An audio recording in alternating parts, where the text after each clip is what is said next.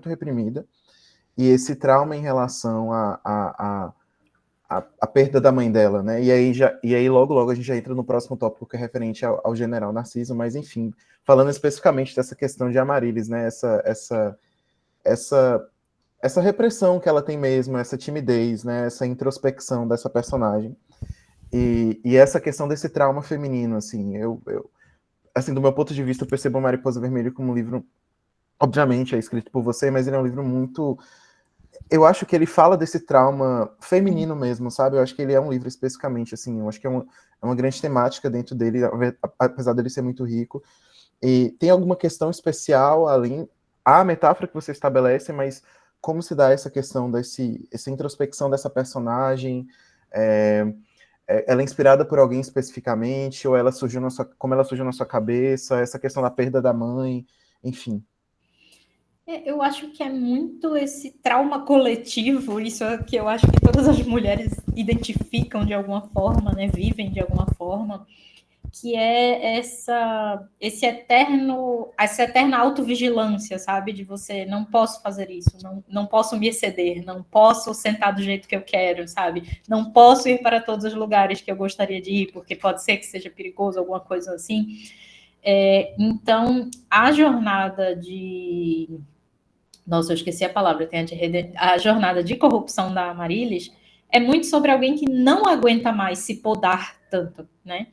E as mulheres, é normal que seja podado principalmente essas partes que são feias, que são nojentas, sabe? Então, sendo bem assim, quando se é criança, assim, garotos têm muito a fase escatológica e é piada de pum, é piada de arroto, tal. Meninas não podem ter essa fase. Essa fase é cortada, sabe? Então, tudo que é feio, que é deselegante, que é nojento, não pertence ao universo feminino. E aí, tem uma autora que eu sempre vou esquecer o nome, mas ela tem uma citação bem famosa que é tipo assim: não existe nenhuma mulher que eu conheço que não acha que está à beira da loucura. De alguma forma, todas as mulheres acham que elas estão a um passo de ser loucas. E louca, na verdade, é simplesmente perder esse rígido controle que elas têm sobre si mesmas, sabe?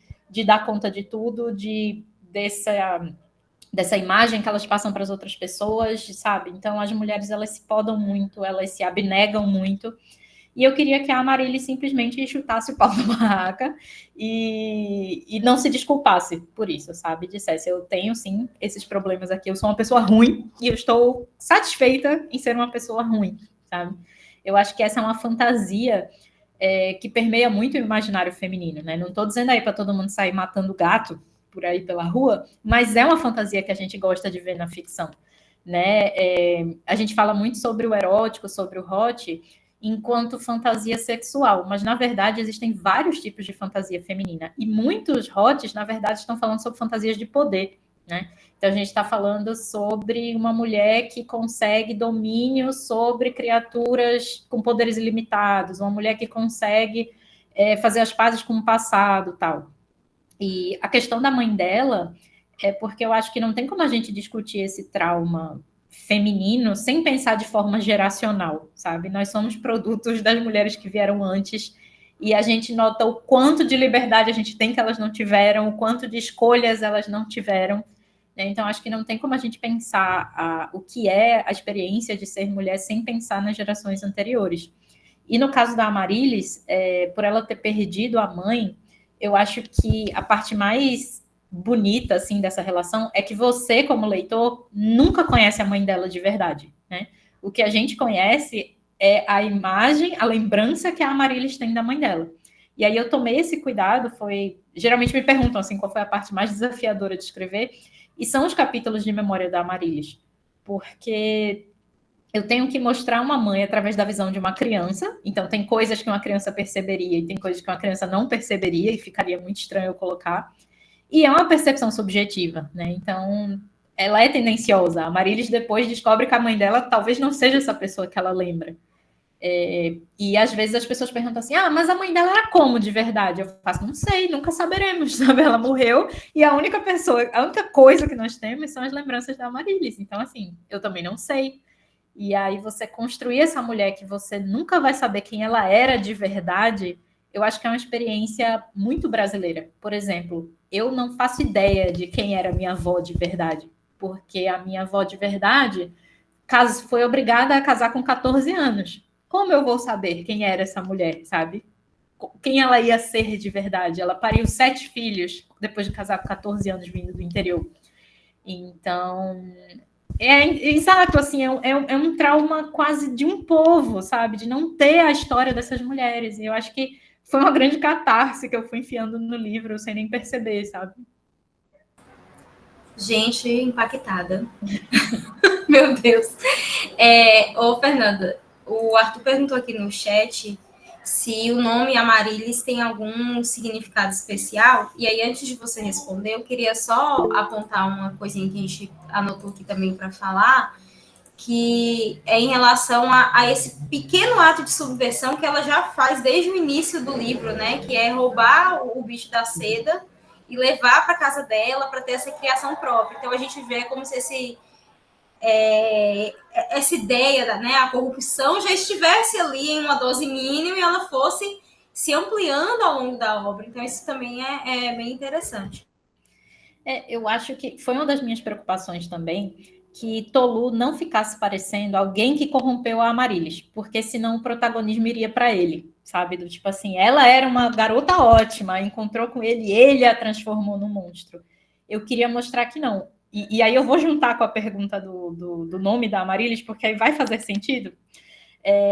Porque, assim, o Tolu, na minha visão, e é como eu enxergo demônio, quando eu falo demônio, geralmente na minha ficção, eu estou falando sobre isso, e não necessariamente sobre figura católica, nem nada assim. O demônio, ele é uma permissão de suspensão da ordem. Tipo, ele está lá para ser uma janela, tipo, faça o que você quiser, desde que você arque com as consequências. E essa é uma ideia muito sedutora, é uma ideia muito perigosa, né? Muita gente se perde em poder fazer o que quiser. Então, eu acho que demônio sempre me remete a isso, a possibilidade infinita de fazer todas as coisas que você quiser sem julgamento nenhum, só porque você quer. Então, eu precisava mostrar que isso já existia na Amaryllis de alguma forma, né? Então, a gente tem esses pequenos momentos, a gente tem o gato, a gente tem os bichos da seda, né? A gente tem essas pequenas subversões. Mas aí, quanto aos nomes, no início, tudo começou como uma grande frescura minha, porque eu resolvi que eu queria que todo mundo tivesse nome de planta, porque eu encontrei um sabonete da Rinodê, de erva doce, que o nome científico da erva doce é Pimpinela não sei o quê. E eu achei o nome Pimpinela muito fofo, e aquilo ficou na minha cabeça. Eu, Pimpinela, que nome legal, vou botar numa história. Aí, quando eu pensei em botar na história, eu fiz, agora também não adianta botar, tipo assim, um se chama Pimpinela e o outro se chama Carlos. Então, todo mundo vai ter nome de planta. Até porque ajuda a criar essa sensação de que é um universo separado do nosso, mas que ainda é realista, né? Ainda soa como algo que faz sentido do que eu inventar um nome qualquer. Então, eu resolvi, todo mundo vai ter nome de planta. Aí, para Amaryllis, eu escolhi a Amaryllis porque, além de ser uma planta brasileira, ela também é uma planta de bulbo, o que significa que ela passa metade do ano morta, embaixo da terra, dormindo, você não vê, acha que ela morreu, e aí, do nada, ela explode numa flor que é muito chamativa, enorme, e cheguei. Então, eu fiz, essa é a minha personagem, a Amaryllis, passa metade do livro morta, e depois vira uma flor incrível, né? Já pro Tolu, é engraçado porque... Sabe aquelas coisas do subconsciente que você faz, depois você faz assim, nossa, fui muito inteligente, mas na verdade foi totalmente sem querer? Tolu é o nome de uma ilha no Caribe, e aí eu estava assistindo um documentário na Netflix sobre comida de rua, em Salvador, e eles comentam que tem uma senhora de uma barraquinha que faz acarajé e tal, que ela veio de Tolu. E eu fiz, Tolu, que nome legal, vou anotar. E aí eu descobri que Tolu, na verdade, vem de uma planta, onde é extraído o xarope do bálsamo de Tolu, igual é contado na história, que serve como expectorante. E eu coloquei o nome dele só porque eu achei bonito. Mas aí depois eu fiquei pensando assim, o que é Tolu para Amaryllis se não expectorante, sabe? Se não alguém que te obriga a botar seus catarros para fora, a botar tudo que está podre, que está doente para fora. Né? Então eu acho que se eu fosse definir os demônios, eu ia dizer que eles são expectorantes de catarro de gente, sabe? Vai tirar tudo que está te fazendo mal e está preso aqui, você tem que botar para fora. Eu pareço muito inteligente, né? Mas foi sem querer. Eu acabei de comentar aqui no nosso grupo, eu falei assim, meu Deus, ela é genial, que tá tipo todo mundo assim, ó. A gente queria perguntar também para você, já que você escreveu, eu já tive uma newsletter, acho que foi para...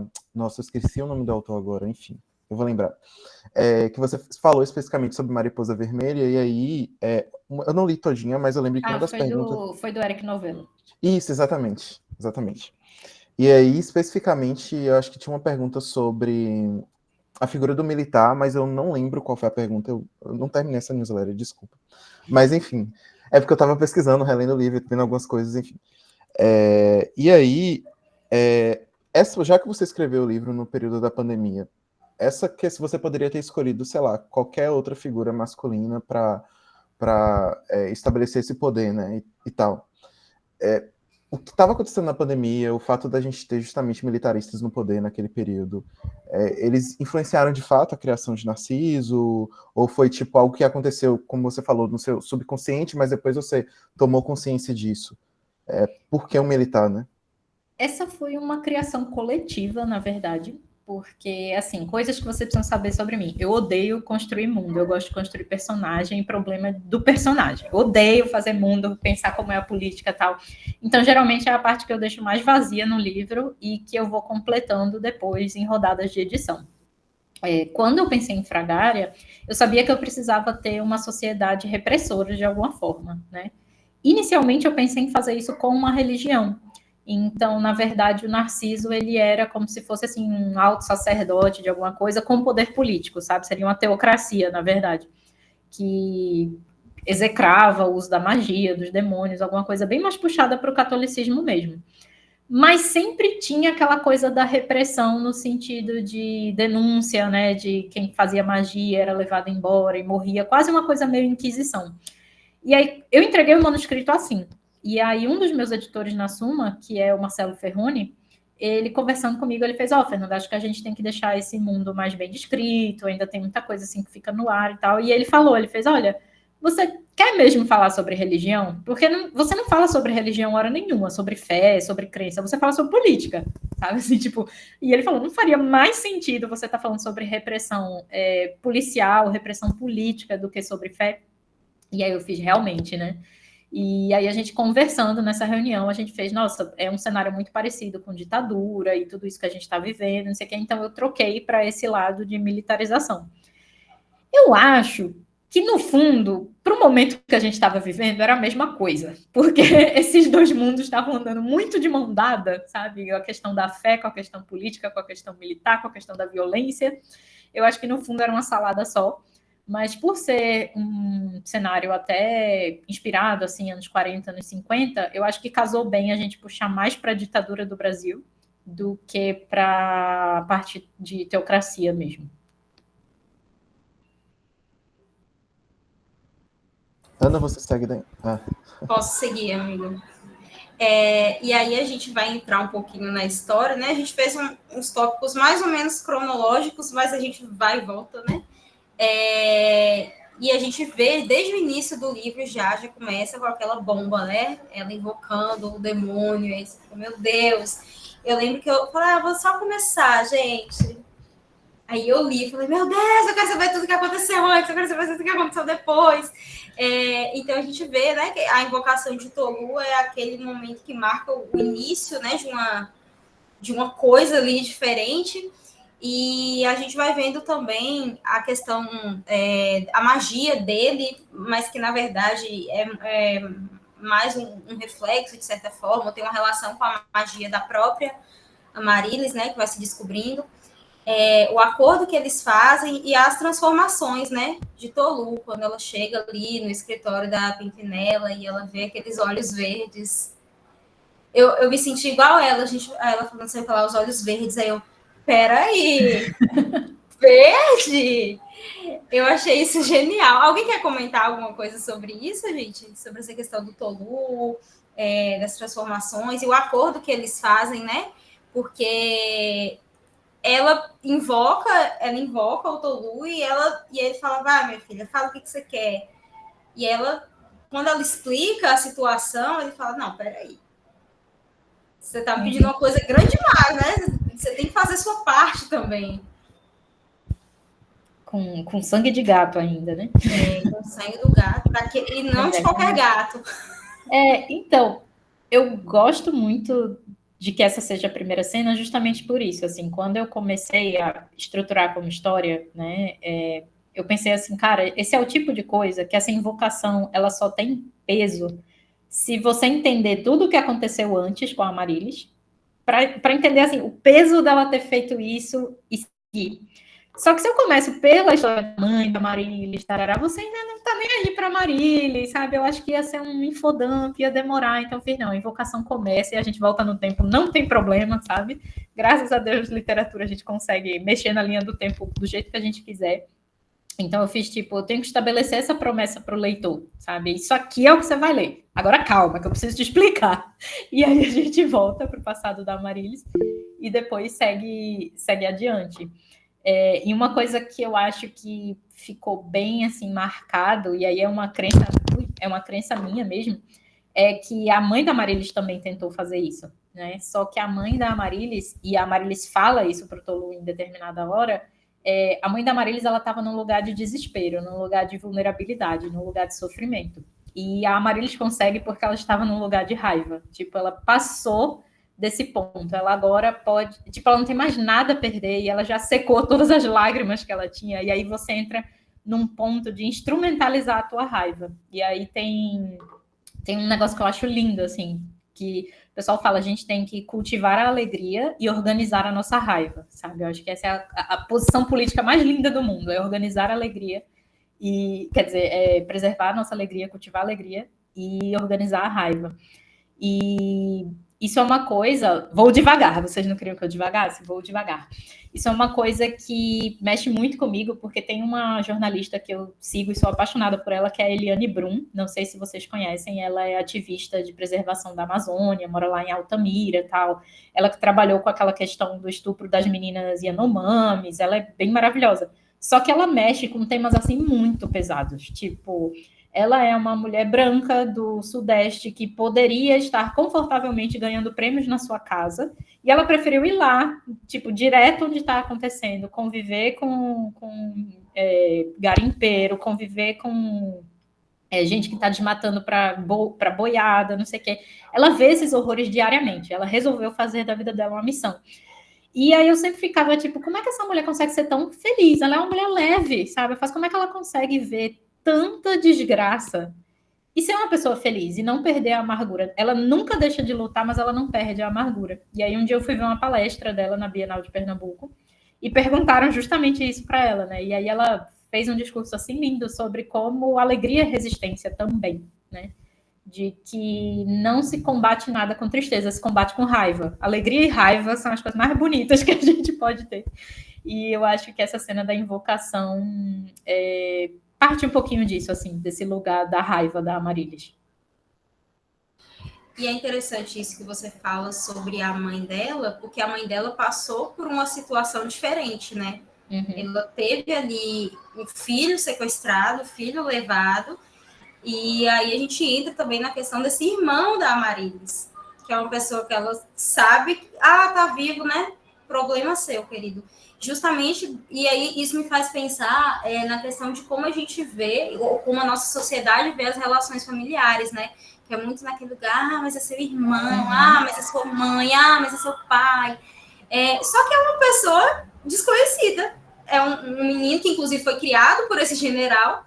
Ela não sabe a índole dele, ela não sabe quem ele é, ela não sabe nada sobre ele. Então, essa indiferença dela também é uma coisa muito interessante e que eu acho que, de certa forma, já aí levando um pouco, trazendo um pouco para o nosso mundo, mas já demonstra essa subversão, essa corrupção, assim, essa não aceitação do que é imposto, né, a ela. É muito isso do não posso falar isso porque é feio, porque vão me julgar como uma pessoa horrível, sabe? Assim, não, é seu irmão, tenho que amar. Por quê? Porque é meu irmão, não conheço, não faço ideia de quem é. A Amaryllis entende que ele é uma vítima, mas é isso, assim, não é responsabilidade dela, ela não está interessada e ela sabe que vai ser julgada por isso, né? Que é feio admitir que não tem interesse por isso. E aí eu vou muito num ponto pessoal mesmo. A minha família é gigantesca, a gente é completamente maluca, cheia de treta. Então, assim, tem muito parente que eu já cortei relação, não falo mais, e foi a melhor coisa que a gente fez. Então, assim, e eu noto, por exemplo, a minha mãe tem muita dificuldade, sabe? Por exemplo, uma pessoa foi horrível com a minha mãe, aí depois ela faz assim, ai, mas espero que fique feliz, que seja bom. Eu faço, mãe, fala real, sabe? Assim, não precisa ter esse verniz comigo. Só diz que tá nem aí, sabe? É uma pessoa que não importa. E a gente se tolhe de falar essas coisas porque parece que é monstruoso você não ter amor por uma pessoa que as pessoas esperam que você tenha, né? É uma coisa que é muito comum, por exemplo, na depressão pós-parto. Né? Tem muitas mulheres que falam que não se conectam com seu filho logo que ele nasce. Tipo, não é, ai, esse amor instantâneo, saiu da barriga, meu Deus, é a pessoa que eu mais amo no mundo. Para algumas mulheres é assim que acontece, para outras não, é um processo. Às vezes nunca acontece, né? E as mulheres acabam escondendo isso, porque até para procurar ajuda, elas têm medo de dizer para outra pessoa, do tipo, eu não estou sentindo amor pelo meu filho. É tipo, meu Deus, sou a pior pessoa do planeta porque não estou apaixonada pelo meu filho. E ainda tem o peso da maternidade aí junto, né? Exatamente. Então, a Amarilis, ela é bem mais velha do que o irmão, né? Embora eles tenham passado pouco tempo juntos, ela meio que foi mãe desse bebê também, de certa forma, né? E ela tem uma questão que também acontece muito com crianças que têm uma diferença de idade grande, que ela associa o irmão a esse problema da mãe, né? De tipo assim, quando você veio, a minha mãe era uma, depois de você, a minha mãe é outra. Então, acho que assim, gente, é material para muita terapia que esses personagens deveriam fazer, mas que eu acho que ressoa com muita gente, sabe? São pequenas coisinhas assim que a gente vai espalhando dessa experiência de ser mulher no mundo, que vão ressoando diferente para cada pessoa, a depender de quais são as suas feridinhas, sabe? Onde é que pega mais ou não. Um dos tópicos que a gente tinha colocado era muito referente a uma coisa que você já explorou na sua fala logo inicial, que era sobre a questão da Flor de Lótus e as descobertas de Amaryllis em relação à mãe dela. E aí, se você quiser pincelar esse ponto de novo, porque a nossa próxima pergunta vai ser mais referente ao hot do livro mesmo, assim, a questão da sexualidade e esses pontos. E isso que você falou, inclusive, mexeu muito comigo, meus olhos deram uma suadinha aqui, que é o fato da gente, de fato, não conhecer, tipo, nossos familiares, sobretudo as mulheres da família. Porque, por exemplo, você estava falando, eu tenho, enfim, minha avó paterna ainda está viva e tal, mas minha avó materna, que foi quem me criou efetivamente, tipo, meu pai viajava, minha mãe trabalhava como professora, então ela passava boa parte do dia fora de casa, minha avó ficava com a gente. Ela faleceu em 2011, enfim, por conta de um câncer de mama. E aí, hoje em dia, quando a gente fala da minha avó, é muito nesse lugar de como ela era uma mulher maravilhosa, etc, etc. Mas você falando, e eu velho, eu fiquei gag com isso aqui agora, porque, tipo, eu só conheço minha avó dentro desse lugar de trabalho de cuidado, sabe? Ela é uma mulher maravilhosa porque ela cuidou de mim. Mas, tipo assim, calma lá, vou conseguir falar. Mas, tipo assim, eu não consigo pensar na minha avó para além disso. Tipo assim, quem ela foi, ou até a minha própria mãe, sabe? Tipo assim, como ela era na juventude, antes do relacionamento com meu pai, antes dela construir essa família, antes desse apagamento, né? Que vem com essa história desse trabalho de cuidado, né? Que recai, sobretudo, sobre as mulheres. E aí, esse tópico que a gente queria comentar, que você já pincelou, que é essa questão da descoberta de quem era a mãe dela, né? É muito isso que você falou. Eu acho que eu estava cheio de problema familiar na época e estava fazendo terapia. Isso era um assunto que a gente voltava sempre, né? Que a gente, como a gente é criança e aprende assim, a gente coloca essas pessoas no papel delas. Tipo, quem é seu pai? É o meu pai. O papel dele é ser pai. Tipo, pai é a identidade dele. Mas não é, né? E eu acho que a gente nunca consegue conhecer de fato essas pessoas. Porque é isso, assim, existir esse relacionamento, existir essa...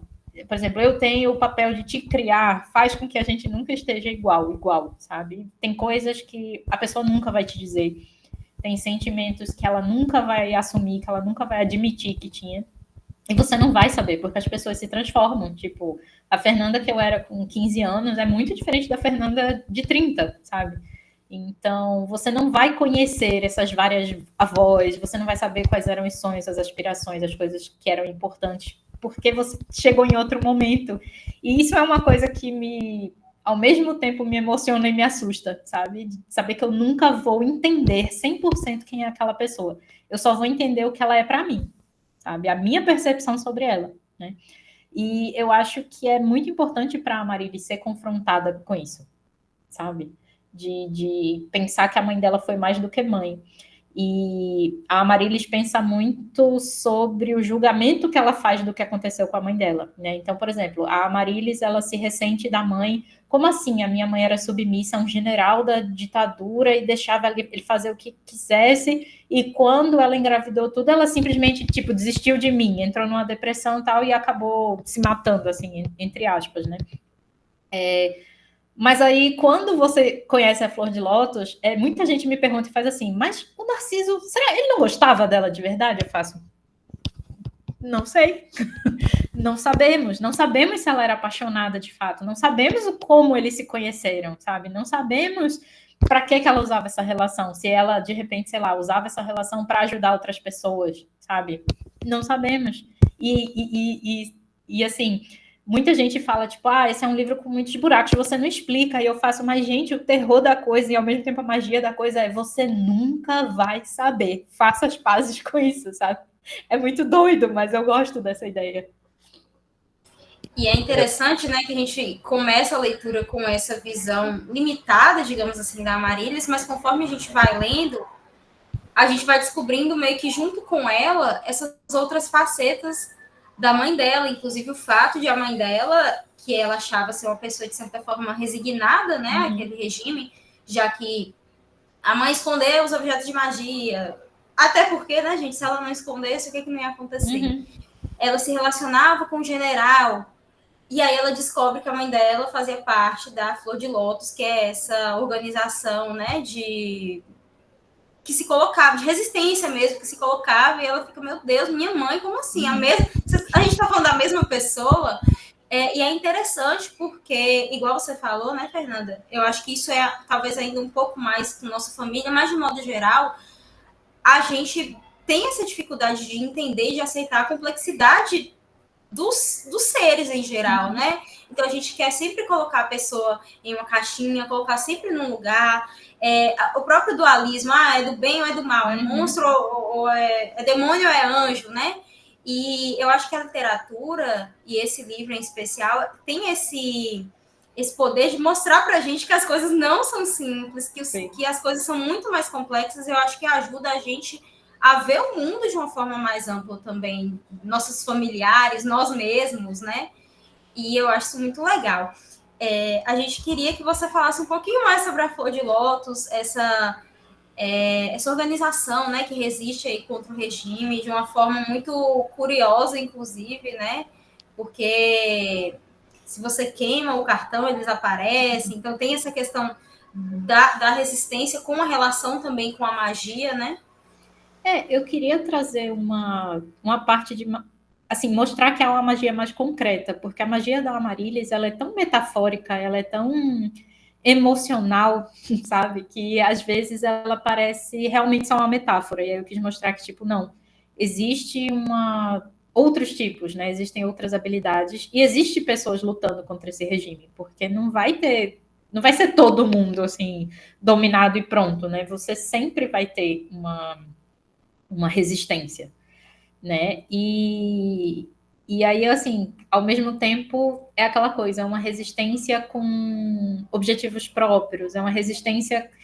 Na verdade, eu acho que assim, a Flor de Lótus existe para mostrar que a Amarilis não quer salvar o mundo, que também era uma preocupação, porque ela tem um arco de corrupção, sabe? Então, assim, a Flor de Lótus poderia ser o meio pelo qual a Amarilis revida e salva todo mundo e derruba o regime e tudo maravilhoso, mas ela nega, porque ela também enxerga ali uma gaiola, ela também enxerga uma forma de controle, sabe? A Amarilis, na verdade, a fantasia dela, assim, ela não quer ser responsável por ninguém, nem o irmão, nem o mundo, né? Ela quer que tudo se exploda. Sabe aquele assim, ela simplesmente virou a mesa e dane-se todo mundo, eu queimei o mundo, pronto, acabou. Ela não quer resolver as coisas, sabe? E também é uma coisa assim que eu recebo muito esse feedback, é tipo, mas eu queria ver ela lutando contra o regime, por que o livro acaba ali? E eu faço, mas quem disse que ela lutou contra o regime, sabe? Assim, a Amarilis, ela não tá nem aí. Ela é uma pessoa ruim, sabe? Assim, ela é uma pessoa individualista, ela não vai se prejudicar para salvar as pessoas. E isso é uma coisa que bate de frente com a Flor de Lótus, que quer usar o poder dela por um objetivo, como se ele não pudesse existir em si mesmo, sabe? Eu sou uma pessoa muito boazinha e idealista, provavelmente eu ia entrar para Flor de Lótus e querer ajudar todo mundo, porque eu sou trouxa, mas eu queria mostrar que você pode não fazer isso se você quiser, sabe? Isso que você fala entra muito dentro da nossa temática, que a gente colocou, inclusive, imoralidade, porque tem essa questão de, tipo, é um processo que se retroalimenta, né?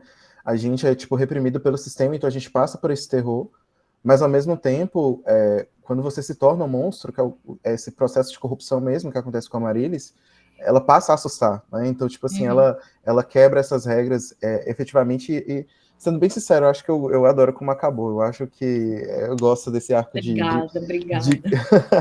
Eu adoro esse arco de corrupção, muito me agrada, assim. E aí um ponto, né, já que a gente está falando de questões morais, é a questão do sexo e da sexualidade, da descoberta disso, né, que eu acho que vem junto com esse arco de corrupção mesmo, né, da personagem, essa construção dela.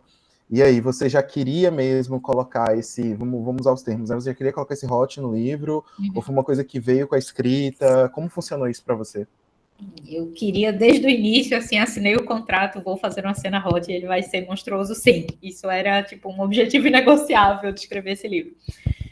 Inclusive, quando eu cheguei finalmente nesse capítulo, eu fiquei muito feliz, porque é como se eu estivesse construindo tudo para poder chegar lá. E eu cheguei finalmente num hot entre uma mulher ruim e um cara monstruoso de verdade. Eu acho que é importante, tipo, porque assim, eu sou uma grande defensora de livro erótico por N motivos, sabe? E desde os motivos mais banais, do tipo, as mulheres têm direito a livros escapistas e livros que façam elas suspirarem, até os motivos mais políticos do mundo, do tipo, eu conheço senhorinhas que só foram descobrir a própria sexualidade lendo Sabrina, sabe? Então, assim, é um instrumento de poder, de autoconhecimento, e o quanto que as mulheres não só são reprimidas pela sexualidade, mas também são medidas pela sexualidade. Tipo, a gente está muito acostumada a ser produto, a ser analisada pelo nosso potencial enquanto par, sabe? Enquanto, tipo, como se a beleza da mulher vale mais, né? A mulher se sentir desejada vale mais do que um homem se sentir desejado. Então, quando você coloca mulheres para escrever sobre sexualidade, não é só sobre isso, sabe? É muita coisa mais envolvida. Inclusive, teve uma vez, eu fiz uma coisa horrível, assim, eu dei um fora sem querer no meu próprio editor, que era o Marcelo Ferroni, que a gente estava fazendo uma live da Suma, e ele falou assim para mim, nossa, mas essa cena de hot sua é tão complexa, assim, tal. Eu já tentei muito escrever cenas de hot, mas nunca sai assim. Qual é o seu segredo? Eu leio muitas mulheres que escrevem hot, seu problema é ser homem. Aí depois eu fiquei, meu Deus, eu falei isso pro meu editor, sabe? Foi horrível. Mas é verdade, assim, sabe? Quando você se permite ver isso pelos olhos de outra pessoa que tem outra lente, outra realidade que a sua, a coisa cresce em complexidade. Então, eu tô acostumada a ler hots escritos por mulheres e nunca é só uma cena de sexo, sabe? Nunca é uma coisa que tá ali gratuita, nunca é uma coisa só para você ver, hahaha, como eles são gostosos se pegando. Nunca é só isso. Então, eu queria muito tratar a ideia do amar o monstro, né? Do amor monstruoso, de um jeito que fosse realista. Porque eu acho que o diferente, ele causa estranhamento, verdade. Assim, sabe? Por exemplo, eu amo insetos, né? Mas quando você começa a conviver com um inseto diferente, é normal sentir repulsa, sabe? Eu tenho repulsa, assim, de ver bicho cheio de perna, cheio de antena, cheio de olho. Mas depois você começa a se apaixonar por ele, sabe? Depois eu dei um nome, aí já é meu bichinho, já é uma coisa linda. Eu começo a ver beleza em toda parte, sabe? Olha que linda essa patinha cheia de pelinho. Parece um bichinho de pelúcia, sabe? E você vai aprendendo a enxergar com outro olhar. Você vai ampliando o teu conceito de padrão, você vai ampliando o teu conceito de afeto. Animais estranhos, eles te amam de volta de jeitos esquisitos. Então, por exemplo, minhas porquinhas da Índia, o pessoal fala, mas elas não são carinhosas. Cara, quando elas tomam um susto, elas correm para mim. Essa é a maior prova de amor que um ser que é uma presa pode dar. Ela não vai me lamber, mas ela corre para mim quando ela está com medo. Então, você aprende novas linguagens de reconhecer afeto, sabe? E eu acho isso muito bonito num mundo que é cheio de padrão e expectativa que a gente tem. E aí, ao mesmo tempo que tem o outro lado, né? Que é o lado da humanização do Tolu, que é ele tem medo de não ser amado por quem ele é de verdade. Então, ele se transforma numa pessoa que é completamente padrão e que ele sabe que está sendo atrativo para todas as mulheres do planeta ali, mas, ao mesmo tempo, ele tem medo, assim. Quando ele pergunta, eu acho que é uma das perguntas que eu mais gosto do livro, ele faz, quando você sonha comigo, em que formato eu tô? Sabe, assim, você me ama mesmo? Quem eu sou? Tudo isso, assim, tudo isso aqui. E é um grande desafio, né, num relacionamento, você amar as partes feias e esquisitas das pessoas. Né? Patinhas de tarântula, a coisa mais linda, gente. Eu amo, mas não quero elas andando em mim. Então, eu acho que era uma cena assim muito sobre essa libertação de se permitir, de se livrar de amarras, de ideias preconcebidas e amar o outro, mesmo que seja um processo, mesmo que não seja imediato, mesmo que não seja bonito, né? Isso, assim, amar algo diferente não vai ser, nossa, eu sou uma pessoa muito esclarecida e moderna, eu não tenho nenhum preconceito. Você tem, sabe? Você tem. É construção. Então, eu acho muito bonito esse relacionamento deles. É isso, é justamente esse o ponto. Sensacional. A gente tinha colocado um tópico que tinha uma relação com a questão de sexualidade, que era a questão do poder de Amaryllis, mas você já comentou que o poder dela acaba sendo esse poder mais emocional mesmo, né? Essa magia dela, de onde parte. E aí tem, de fato, a Flor de Lótus, a gente consegue compreender que há um sistema de magia mais amplo. Deu para perceber que você não teve interesse também em explicar esse sistema de magia, essa construção de mundo e tal. Entra num ponto muito interessante que eu vi no Twitter uma vez, uma thread falando sobre como escritores da América Latina não têm era uma escritora, e falando sobre o fato de escritores da América Latina não terem necessariamente... A gente não tem uma grande necessidade de construir um super sistema de magia com dragões e castelos e antepassados, porque entra muito dentro do que você falou no começo, né? Tipo assim, tem sempre aquela tia que faz uma simpatia, o tio que vê alguma coisa, ou muito essa magia dentro dessas pequenas coisas do dia a dia, assim. Inclusive tem outra amiga que tá aqui na chamada com a gente, o nome dela é Fernanda também, sua xará. Ela estava falando sobre tipos de magia corriqueiros, tipo assim, aquela pessoa que faz um café perfeito sempre, aquela pessoa que sempre encontra uma vaga no estacionamento, aquela pessoa que sempre acerta o ponto. Enfim, são tipos de magia. Então, e é uma coisa muito nossa, uma coisa muito brasileira, uma coisa muito da América Latina, enfim. Cara, assim, é aquela coisa, aquela avó que já passou a receita para todo mundo ao pé da letra e ninguém consegue fazer o raio da receita igual ela, porque é mão, sabe? A gente é acostumado a acreditar, não é mão. A pessoa que a planta só fica bem na casa da pessoa, é mão, né? A pessoa tem o dom, é diferente. E a gente tem a gente é acostumado ao inexplicado, a gente não tem problema com o que não tem explicação, sabe? Porque mesmo que você tenha uma religião bem definida, no Brasil elas são permissivas com o inexplicado, né? Então, por exemplo, a gente tem um catolicismo, onde tudo fora do catolicismo é uma heresia, mas ao mesmo tempo quem faz a quermesse do São João é o padre, onde a gente pega Santo Antônio e bota dentro de um copo d'água para pedir marido. Então, tudo é transformado, assim, sei lá, numa magia, num mistério, né? Assim, coisas que estão fora realmente estão no campo da superstição, estão no campo da crença, né? Então, para a gente é muito normal tudo isso. Isso que você falou sobre os autores é muito verdade. Uma coisa, teve um tempo, né, que eu mandava muito conto para o mercado anglófono, né? A gente tentava publicar muito em revista gringa, tal, que pagava bem, dólar, né? Então a gente vamos tentar botar conto lá. E aí acontecia muito da gente ter história negada e receber esse feedback do tipo assim, olha, mas você não explicou. E a gente ficava, mas não tem o que explicar, sabe? O próprio Lágrimas de Carne, ele foi negado com essa justificativa de que eu não explicava como é que aqueles dois existiam, eu não dizia o que acontecia depois, e eu ficava, gente, mas não precisa. E essa é uma coisa que cada país tem seu jeito de contar a história, né? Vai desenvolver seus próprios negócios, mas a gente vive uma hegemonia econômica tão grande de consumir essas coisas importadas que isso acaba tolhendo o nosso modo de contar histórias, né? Então, às vezes, um livro que foge, por exemplo, da estrutura de 3 atos. A estrutura de 3 atos, meu Deus, parece que se você fugir, o seu livro não presta. Ela é a primeira coisa que você aprende, sabe? Do tipo, escreva assim, que o seu livro vai dar certo. E não necessariamente, tem vários jeitos de você contar histórias, né? Então, por exemplo, eu sou uma amante de livro com final aberto. E aí eu sempre faço uma diferenciação entre o que é final aberto e o que é final incompleto. Final incompleto é ruim mesmo, também não gosto.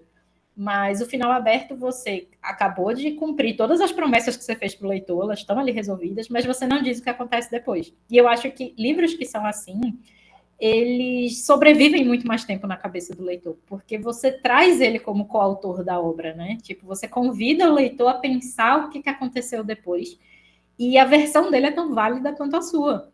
Então, às vezes as pessoas me perguntam, mas o que você acha? O que aconteceu depois? Eu faço, o que você acha que aconteceu depois? A pessoa, eu acho que aconteceu assim, assado. Eu fiz, tá ótimo, pode ser. Se eu não escrevi, tá em aberto, pode ser. E eu acho muito mais rico, porque a literatura é uma... Eu acho que dentre as artes é a que mais convida a pessoa que está consumindo a trabalhar com você, né? A literatura é sobre saber onde deixar o espaço vazio, né?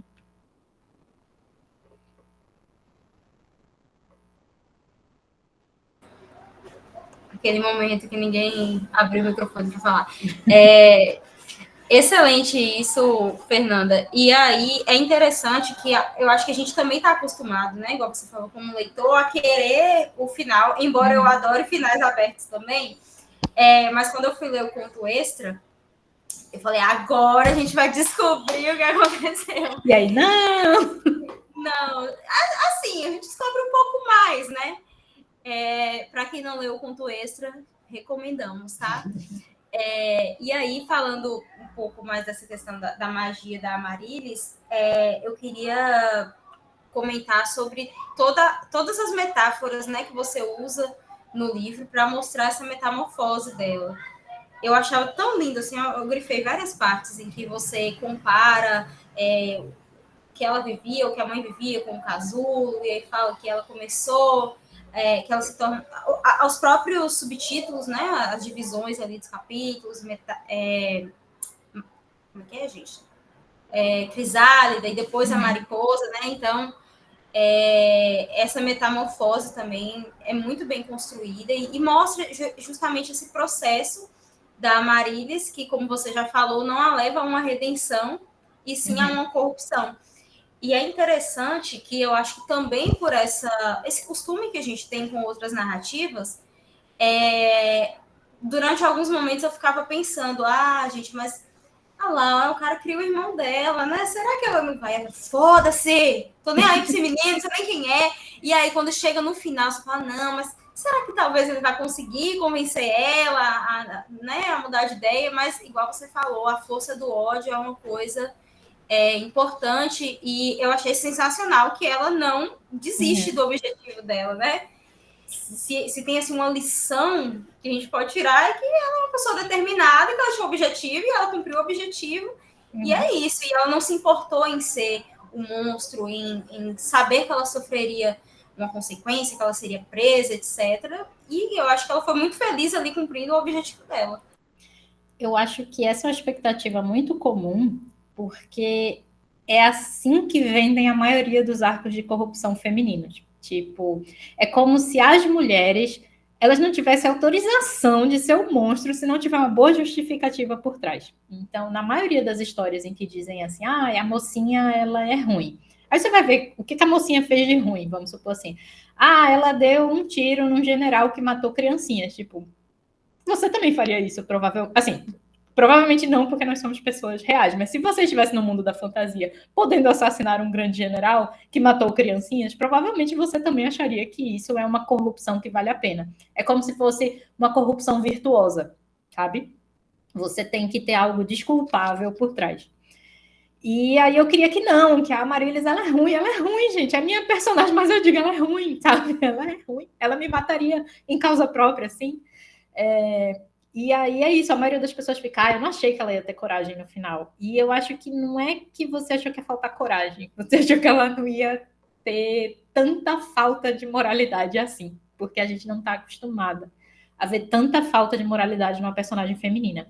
Tem um livro que eu recomendo assim para todo mundo, é um livro bem rápido, se chama Cupim, saiu pela Alfaguara, e ele é narrado assim, um capítulo é da neta e um capítulo é da avó. E elas são duas pessoas horríveis. É um livro maravilhoso, do início ao fim, sobre mulheres doidas e ruins. Recomendo muito, assim, tudo da família da Amaryllis, sabe? E eu acho que falta a gente ter eu vou dizer assim, representatividade, mas não é que a gente quer ser ruim, mas a gente precisa ter esse espaço de explorar o ruim, sabe? E sem julgamentos, né? Sem colocar naquele lugar, ai, que horrível, ai, não seja assim. Às vezes a gente precisa ser, né? Justamente por conta dessa questão da complexidade humana e tudo mais. E aí tiveram dois personagens que a gente não comentou, mas eu acho que é bem importante de a gente falar, porque eles contribuem para a história, né? E são pessoas ali importantes na vida da Amaryllis e pessoas a quem ela demonstra e que demonstram a ela também uma lealdade, né? Que são o Antúrio e a Rosalinda. Em relação a Rosalinda, o que eu acho interessante é que aparentemente, até para a própria Amaryllis, ela é aquela pessoa fútil. Ai, ela finge que ela é rica, ela finge que não sei o quê, mas na verdade é a forma dela de lidar com as coisas, né? E aí entra de novo a complexidade humana. O próprio Antúrio, que tinha ali, que todo mundo sabia que mexia com alguma coisa errada, mas ninguém sabia direito o que era, e eles acabam pagando, né, por serem amigos da Amaryllis, e ela achando que estava arrasando, né, e fingindo que não tinha magia. Eles minha filha, a gente não é besta, não. E é muito interessante essa relação de cumplicidade, porque ela é algo que a gente percebe que ocorre há muitos anos, mas que nunca foi falado. Né? É uma relação que não precisou de palavras para ser construída. E eu acho que isso é muito bonito também. E, ao mesmo tempo, parece que ela não tinha dimensão da complexidade daquelas pessoas com quem ela convivia de forma tão próxima. E aí a gente volta naquela questão que a gente já falou, né? Então, é importante a gente ver que, apesar, né, de ela não ter ali a mãe dela e tudo mais, ela tinha ali uma família, digamos assim. Ela tinha pessoas com quem ela podia contar, e eu achei isso muito bonito também. Pessoas ruins também amam, e amam verdadeiramente, e são leais, sabe? E uma coisa não exclui a outra, sabe? Pessoas ruins também têm sentimentos bonitos.